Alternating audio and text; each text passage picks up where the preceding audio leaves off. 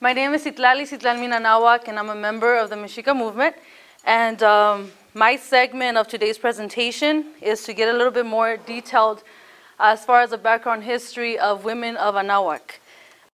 First of all, I handed everyone a handout called Reclaiming Our Continent, and pretty much just to kind of give you an idea of some of the points I want to be talking about today.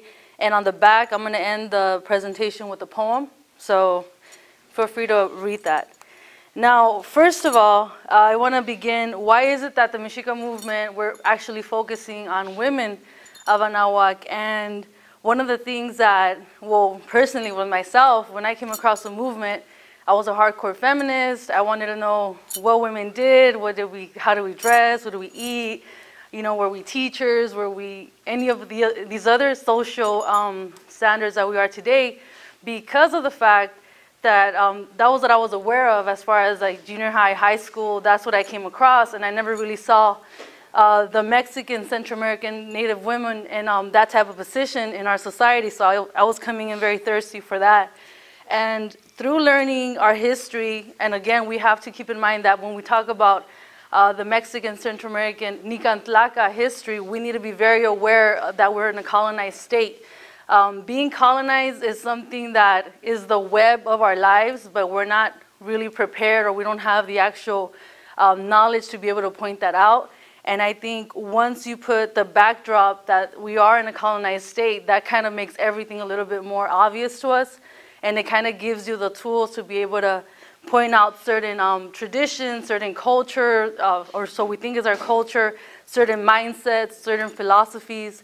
So when you add that colonialism to it, like I said, it makes it much easier. Now, regarding to women of Anahuac, we have to keep in mind that when the Europeans came over to our land, uninvited, 1492, 1519, they came with a group of ideals, they came with a group of philosophies, they came with mindsets regarding women, regarding indigenous people, regarding African people. So when they come across our people and they start witnessing our societies and our culture, they start defining, our values and our norms based on their European base. And one of the things I'm going to talk to you about is the roles of Nicantlaca or Anahuac women in our society. So I don't have a PowerPoint presentation, but I brought some images with me that I think would do just as fine. We want to get into what was a Nicantlaca woman before 1492, what type of roles did we lead, what was our position in society. And I brought this little display board with me, and this is just to kind of give you an idea of what it is that the Europeans came across, and again, to kill some of the notions that we have, some very fraudulent notions, distorted notions that we have of what it was to be a Nicantlaca woman before 1492. So first of all, we want to begin with the Olmec civilization.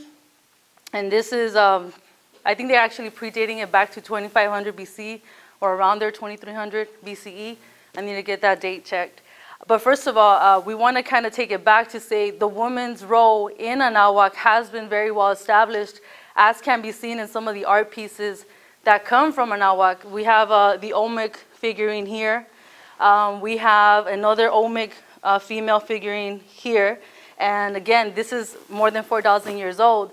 So in order for a society to display a female in a type of and the same type of important statue and place, and as far as artistic relevance and representation of the culture, that must mean, and a lot of archaeologists are reconstructing the society based on what they find, that there was some type of importance of females at that point in history and that point in society. Now, we can't reconstruct the actual mindset, what was the decision making like, but again, based on archaeological evidence, these are some of the conclusions that a lot of archaeologists are starting to make today. So we have the Olmec here, and then we have a Mexica statue here. Now, if you see that this is a lot of people say graphic portrayal of a woman giving childbirth, but this is, again, very counter to the Western ideas of childbirth, where you have in Christianity the Immaculate Conception of Jesus Christ, and the woman, you never see her pregnant, you never see childbirth. So you come with that notion in Europe, and then you're coming to a culture who very well respects, embraces, and even celebrates the woman's role as far as being able to give children in childbirth.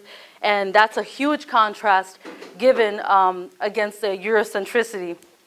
So down here, a little bit more into the Mayan culture.